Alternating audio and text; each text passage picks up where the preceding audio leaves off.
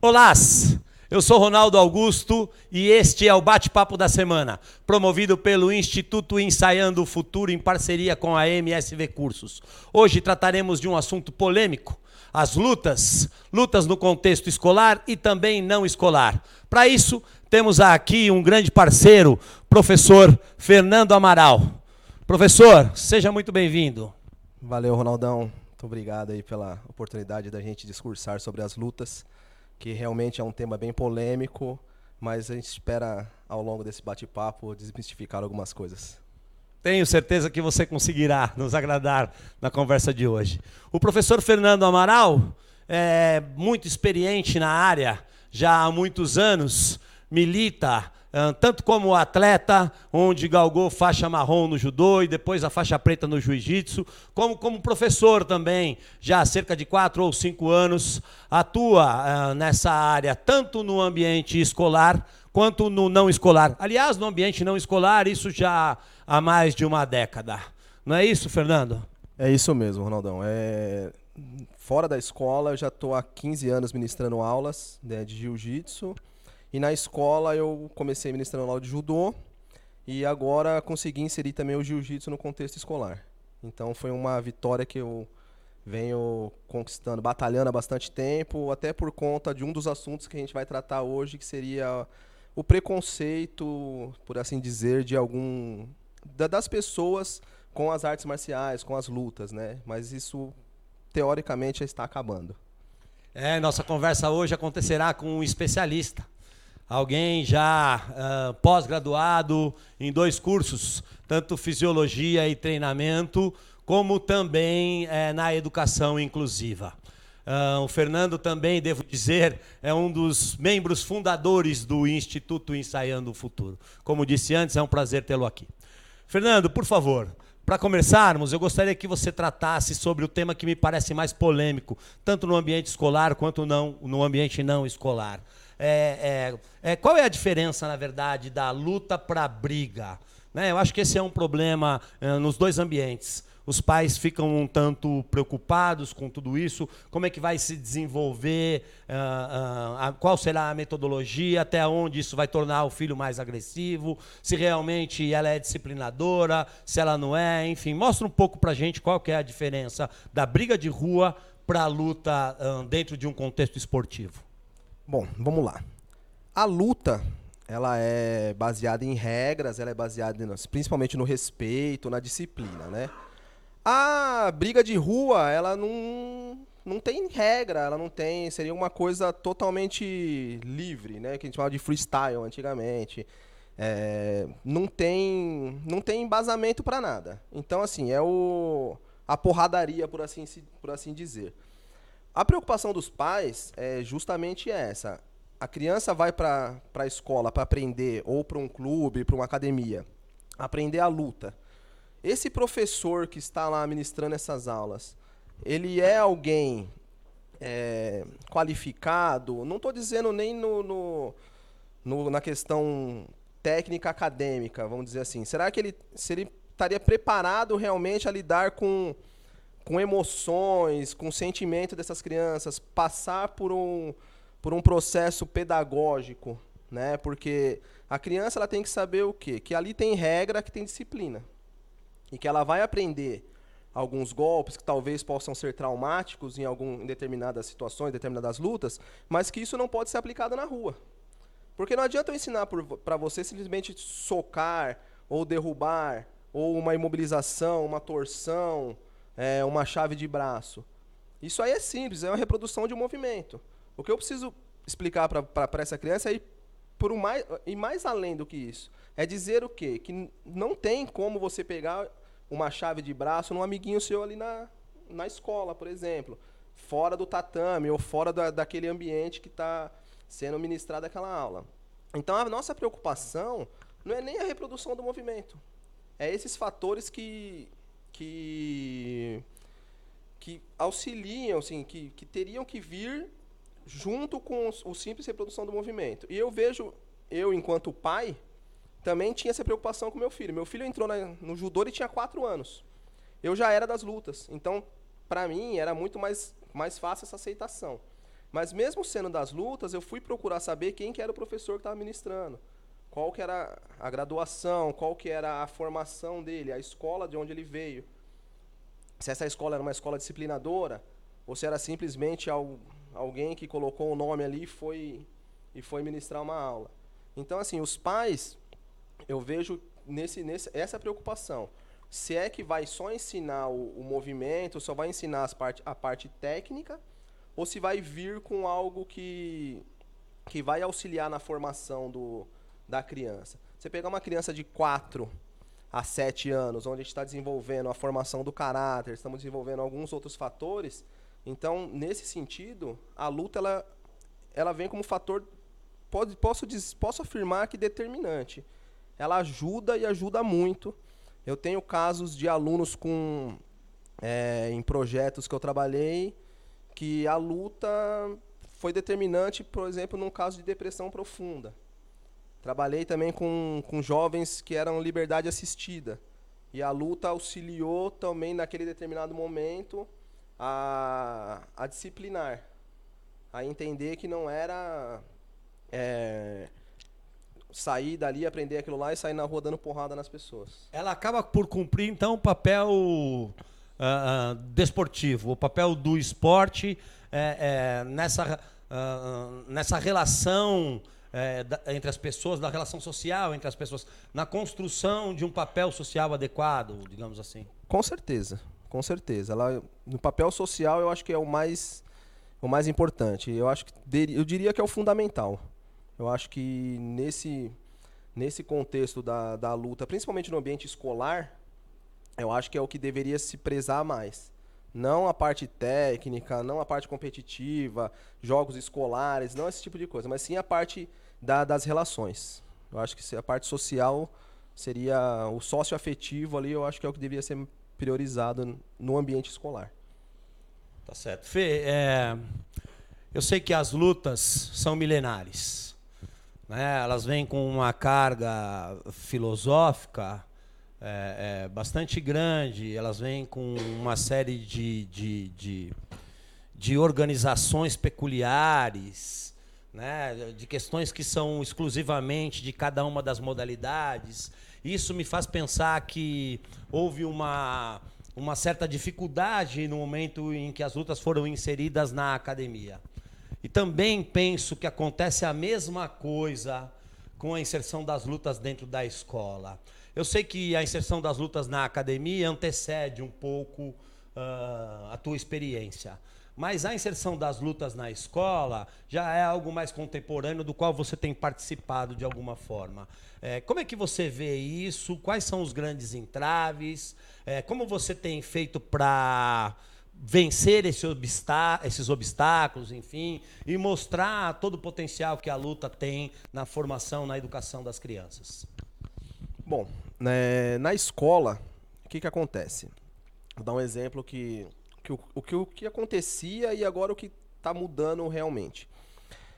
Você pega aquela criança que é o dito problemático, vamos dizer assim, no sentido de educação mesmo, aquela criança que na aula não para, e aí ele vai pro futsal, não dá certo, ele vai pro handball, não deu certo, qual que é a solução? Joga no judô. E é mesmo assim, joga no judô. Porque o judô tem a fama de disciplinador, tem a fama de ser milenar, então é da arte marcial. E aí o que acontece? Só que essa criança que vai pro judô, ela não tá querendo ir pro judô. E aí eu creio que você criou mais um problema. Porque para a arte marcial surtir efeito, além de... a criança tem que querer fazer. Porque senão fica uma coisa obrigatória, fica uma coisa obrigada. E aí o que aconteceu? Beleza, você tentou solucionar um problema e você criou mais um. Então, uma das sugestões até que eu acabei colocando na escola foi o seguinte: coloca algumas modalidades e deixa que a criança escolha. Algumas modalidades da luta, você disse. Da luta e de outras, não só da luta, mas também esportivas. Porque às vezes, quando bem ministrado, o futsal pode cumprir esse papel também, do social.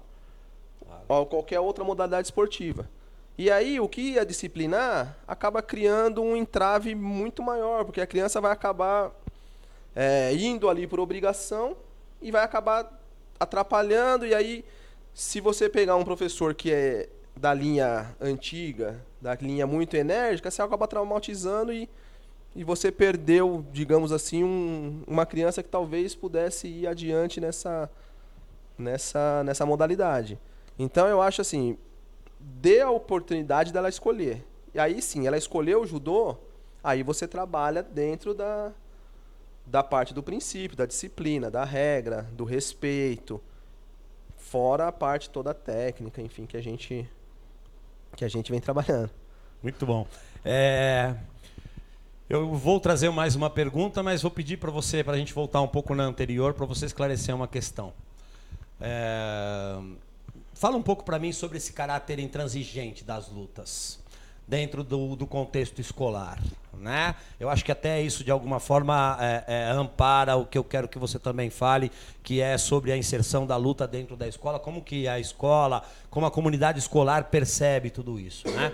Então, traz um pouco para a gente dessa dificuldade que se enfrenta a partir da intransigência da luta, dessa postura autoritária, extremamente disciplinadora, da voz de comando sempre. Questões que, de uma forma ou de outra, se chocam com o modelo escolar contemporâneo, né? Uma escola de participação muito mais ativa, onde o aluno caminha para o centro do processo, onde o aluno é o protagonista da sua aprendizagem, da sua formação. Então cria-se um choque aí desde de cedo em função daquilo que é peculiar neste momento da escola e também da luta.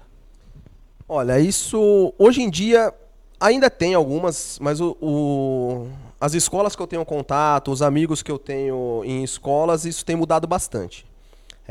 Hoje em dia, muitos têm se reciclado, muitos que começaram muito tempo atrás, enfim, vem se reciclando, vem entendendo que o ambiente escolar ele deve servir ao aluno não no sentido de deixar que o aluno faça tudo o que ele quer, mas deva servir sim justamente o aluno ser no centro do processo, trabalhar concomitantemente com as outras disciplinas e fazer com que isso flua de um modo melhor.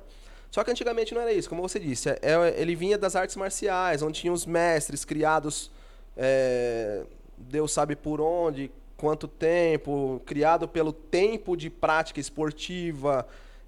O mestre ali era uma pessoa endeusada e que a ordem dele era máxima e que ali tinha que ser cumprido daquele jeito. Ainda é assim, mas com ressalvas agora. Então agora, por exemplo, para eu me tornar um faixa preta de jiu-jitsu, por exemplo, eu demorei muito mais tempo do que as minhas 2 graduações e a minha pós-graduação. Eu fiquei 11 anos até eu me tornar um faixa preta de jiu-jitsu, passando por todos os processos, por todas as etapas. E isso me ajudou bastante na construção, inclusive, do professor que eu sou hoje. Só que antigamente não era muito... assim, você começava a treinar, você treinava, você graduava. E eu costumo dizer isso aí, quem me conhece há mais tempo, eu sempre disse que eu era um reprodutor de movimentos. Né? Então eu era dessa linhagem. Você é de uma época em que a luta acreditava, acho que de forma absoluta, que ela era capaz de forjar campeões, forjado no aço, isso, era daquela... os seus praticantes. Quanto né? mais... Num processo totalmente diferente do que acontece dentro do ambiente escolar nesse momento. A graduação, enfim, a educação física, a graduação, depois a especialização, me fez mudar completamente essa visão que eu tinha de... Um choque de realidade. Muito. Hoje eu sei que... É que nem eu digo, eu era um reprodutor de movimentos. Eu aprendi assim, tem que ser assim, assim que vai ser e acabou. Ah, mas não pode ser assim? Não pode ser assim, vai ser assim e acabou.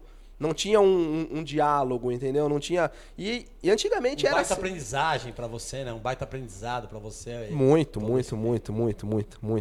Inclusive, você foi um dos, né, dos que me ajudaram a pensar de forma diferente, sair da caixinha. Você, o Chico, o Edu, são os nossos parceiros da RF, e alguns outros, todos os outros, lógico, mas assim, são os que estavam sempre mais junto com a gente, mas antigamente era assim mesmo, era o mestre, né, o que a gente brinca na escola do mestre mandou, era esse negócio aí, meu, o mestre mandou e acabou, não tem esse negócio. E esses mestres antigos, de uma certa maneira, estão se reciclando também, que isso é muito importante. Eles perderam o mercado um bom tempo aí, né? Muitas crianças odiavam ir para arte marcial, odiavam ir para o judô, odiavam ir para capoeira, para o karatê, porque você ia lá e não tinha sentido.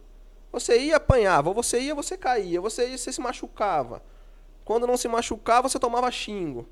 Quando você tomava xingo, você era humilhado para outra coisa. Então, assim, não tinha sentido. Então, houve um crescimento em relação a esses profissionais também que começaram a se reciclar, e aí começou a inserir as lutas na escola de um... Então eu vejo hoje, agora indo para as lutas na escola que você tinha perguntado, eu vejo agora em duas vertentes. O extracurricular, eu vejo assim, teria que ser um especialista de cada modalidade. Porque daí nós estamos falando em teoria, vamos colocar como treinamento. Turmas de treinamento. Turma de treinamento. Agora, a luta na aula de educação física não tem que ser... Ou até mesmo dentro do contexto escolar de forma curricular. De forma curricular. Né? Uma outra escola pode conseguir. A disciplina lutas, vamos colocar lá. A disciplina lutas, ela não precisa ser, você não precisa ser um especialista. Porque dentro da graduação a gente tem a disciplina de lutas, que ela te dá uma base. Tá? Não vou falar que você vai ser um especialista. Não vai ser um especialista. Mas você tem uma base que você consegue, naquele bimestre, por exemplo, que você vai inserir no seu planejamento a disciplina de lutas, você consegue passar... E aí você pode usar por além das lutas. Você pode colocar, por exemplo, usar na questão cultural. Ó, a gente vai aprender judô, e do judô a gente vai falar sobre o Japão. Então você já consegue fazer uma interdisciplinaridade. Você consegue, vamos fazer então do Muay Thai hoje? Não vou sair chutando todo mundo, mas eu vou falar do Muay Thai da Tailândia, então eu falo da Tailândia. Eu vou falar do Hapkido da Coreia, então eu vou falar da Coreia ali. Ah, o Jiu-Jitsu ele começou na Índia, China, Japão, depois veio para o Brasil com a família Gracie. Então, quer dizer, você consegue fazer uma viagem ao mundo aí, junto com as lutas. Ah, capoeira é 100% nossa, é brasileira. Eu preciso saber jogar capoeira para poder colocar na escola? Não preciso saber jogar capoeira. Eu aprendo um movimento básico da capoeira, mas eu explico todo o contexto histórico da capoeira ali. Então, aí foi uma pergunta até que você me ajudou bastante a construir, a gente construiu, que foi o meu TCC da graduação. Por que as lutas não é inserida no contexto escolar? Só que no meu caso, na verdade, foi o jiu-jitsu. Por que o jiu-jitsu não era inserido no contexto escolar? A gente investigou, enfim. É por falta de conhecimento? É por preconceito? Mas sei que você vem atuando para que isso aconteça. Vem bastante. Vem acendendo o jiu-jitsu dentro das escolas. Já tem uma escola em São Bernardo que eu tenho uma turma de jiu-jitsu, tem outra que eu trabalho com judô, e tem a minha academia de jiu-jitsu que tem o Jiu-Jitsu Kids lá também. Mas é totalmente voltado, tem a parte competitiva sim, mas o professor que trabalha com a gente lá, ele é pedagógico. Eu não quero ali passar pelas etapas, quebrar etapas da iniciação esportiva, eu não quero quebrar etapas do processo de maturação, eu não quero quebrar etapas da aprendizagem motora de cada criança. Vai competir? Pode até ser que venha competir, mas a gente vai seguir todo esse padrão, todo esse processo para o desenvolvimento da criança, e não estou pensando na parte competitiva agora. Então você acredita que as lutas dentro da escola podem ter esse sentido amplo que eu dei no início, que é ajustar as lutas para o ambiente escolar e também não escolar? A gente pode ter num contraturno, por exemplo, turmas de treinamento com um olhar mais competitivo, né, com maior intensidade, volume e assim por diante. E podemos tê-la também dentro do ambiente escolar, com um olhar de formação, né? Que favorece, assim como todos os conteúdos ligados ao esporte, essa nova forma de tratar o conteúdo aí, que você chamou de interdisciplinaridade, mas que pode ser multidisciplinar, pode ser transdisciplinar e assim por diante. Podemos usar até os temas transversais também para a gente colocar nesse contexto. Se a gente pensar que as lutas estão inseridas desde a nossa infância, seja por desenho animado, seja por brincadeiras entre pais e filhos, avós, que a gente... vamos brincar de lutinha, os desenhos animados da época... Vamos falar da época do Chico? Ultra Seven, Ultraman, aqueles mais antigos. Anterior. Depois a gente fala... Nacional Kid. Isso mesmo. E depois vem pro Naruto... o próprio Chapolin, que é uma parte mais cômica da luta, mas também está inserido. Você pega os Vingadores agora, que está em alta. Então, assim, desde sempre a luta está inserida no nosso contexto. Por que não aproveitar isso Por que não aproveitar dentro da escola? Então, você traz a criança para você, utiliza-se dessas ferramentas, e aí, quem sabe, você não consegue, aí sim, você vislumbrar um atleta. Você verificar ali e garimpar um atleta. Mas o problema que eu vi é que antigamente o pessoal quebrava etapas. Então você já quer pegar o atleta naquela parte que tinha que ser iniciação. Então não, vamos usar a luta no contexto escolar? Vamos usar para formação. Formação do cidadão, formação como um agente auxiliador no caráter ali. Vamos por esse caminho. E aí, se dali você identificar um talento, aí sim você joga para a equipe de competição. Mas não quebra etapas. Não vamos quebrar etapas. Essa é a minha grande briga, vamos dizer assim. Aí sim eu vou pra briga, né? Essa é a minha grande briga, porque eu via que alguns colegas queriam quebrar etapas e a gente acaba falando, vamos... E aí, bom, longe de mim querer mudar tudo, mas a gente já tá conseguindo algumas coisas mudar bem... só o mundo que você vive. Só o mundo, exatamente, só o meu mundinho ali. Tem 30 segundos, rapidamente pra gente, por favor. Qual é o significado dessa experiência que você viveu na luta, na sua construção enquanto ser humano e todas as vertentes que você ocupa aí, como pai, como marido, como professor, como um indivíduo que vive, que serve à sociedade? Caraca, 30 segundos para falar tudo isso, vamos lá. Segundos. Bom, me tornou uma pessoa muito mais justa, uma pessoa muito mais leal, muito mais... Mas eu acho que justo mesmo, eu acho que seria muito mais disciplinado, por exemplo, muito mais tranquilo, vamos dizer assim, capaz para enfrentar problemas. É que eu dei a risada agora, porque geralmente você acaba dizendo às vezes que eu ando meio estressado, mas assim, a luta me disciplinou bastante, né? E assim, te dá autoconfiança, né? Ela te dá a sensação de que, por exemplo, no judô, você caiu, né? Mas você sabe que você vai levantar e você pode continuar seguindo. No jiu-jitsu, você caiu, é uma única modalidade que você cai de costas no chão e você não perde a luta. Então, quer dizer, você caiu, você está no chão, partindo para uma parte mais filosófica, agora você consegue ainda vencer uma luta. Então, assim, a autoconfiança que te dá é uma coisa assim absurda. Você consegue trazendo isso depois para sua vida pessoal, você enfrenta qualquer dificuldade. Você sabe que mesmo caído, você ainda consegue de algum modo tirar alguma força ali para poder seguir em frente, levantar e bola para frente. Fê, foi um enorme prazer ter você aqui. Muito obrigado. Eu que agradeço. É isso aí, esse foi o bate-papo da semana. Obrigado a todos, estejam sempre por aqui. Valeu!